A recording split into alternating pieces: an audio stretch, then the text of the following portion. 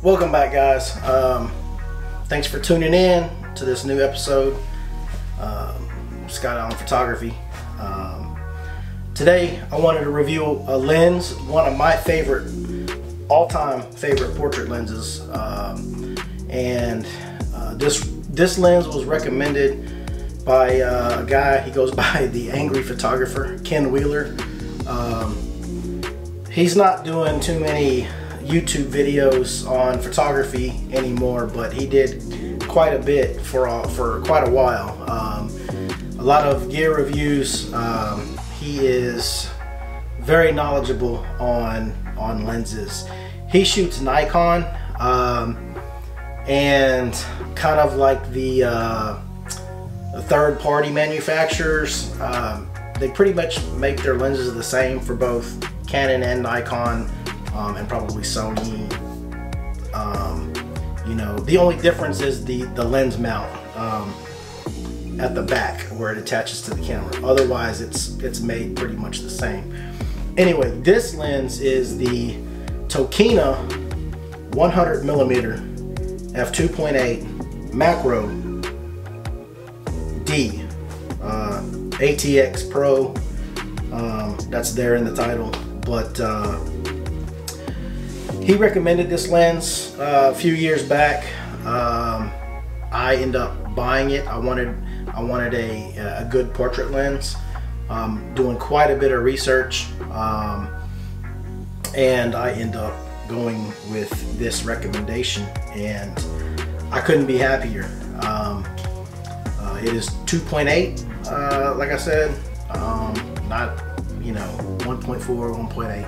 It's doesn't open up as wide as some of those other lenses, like a 1.4 or 1.8, but it does stop down to 2.8, or open up to 2.8, I should say, and it gives a very good bokeh, shallow depth of field, whatever you want to call it. It gives some very, very lovely images. As a side note, I want to kind of explain how all that kind of works as far as bokeh and shallow depth of field. So there's three aspects to that. There is the f-stop. So the wider the f-stop or aperture becomes, the more bokeh or shallow depth of field you'll get. Also, focal length. So the longer the lens, the more shallow or more bokeh you'll get as well. And then also the camera to subject and subject to background distance, that plays a part as well.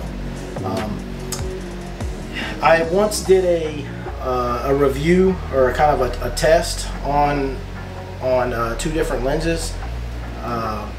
One lens was a 60mm 2.8, and the other lens, and this was on my Fuji camera when I had a Fuji camera. The other lens, I think, I can't remember, I think it was like 4 or 4.5 when I zoomed all the way out. I think I could only get it to like 4 or 4.5. So basically I did a comparison, and that was like 160mm, or I can't remember, but it was a longer focal length than 60. It was quite a bit longer. And so I did a test with the f2.8 and then the longer lens at 4. And you could tell a noticeable difference, and maybe I'll do that again and share it with you guys on this channel. But yeah, I just wanted to go over that. There's three aspects to getting good bokeh or shallow depth of field, and it's not necessarily always just opening up to f1.4 or f1.8. The focal length plays a part in that, and so does the distance between the camera and subject to background. So anyway, back to the lens, the Tokina. I love it. It's a great buy. you can get this lens probably for around 200 used. I've seen it as low as 159, but I've seen an excellent condition lens. I think it was at KEH, and it was around 200, maybe just over 200, 210 or something like that. But that's a heck of a buy for what this lens can do. It is macro, so you can get macro shots. There's other videos out there with all the specs. You can go watch those, but I just wanted to give you my opinion on the Tokina 100mm f2.8, what I thought about it, and I wanted to share some of my images with you that I've created with it. I kind of like this fact that to change from manual to autofocus, you toggle this ring back and forth. That's in manual focus mode, and then that's autofocus. If you're shooting a mirrorless camera, you know, you can put it down in manual focus. You can go to focus peaking, and you can just dial in your focus, especially if you're shooting in macro modes.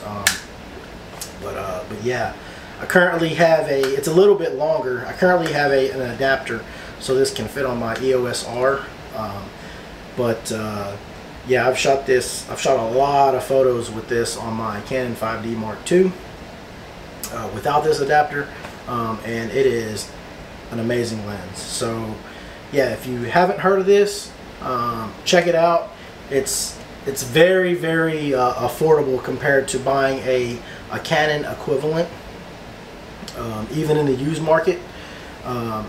Canon and or Nikon is going to be a little bit more expensive because of the name, but this is built like a tank, made in Japan. Great quality, great glass. Check it out. Do your research, and you know, Google images shot with this lens. But yeah, that's it for now. I'll see you in the next video.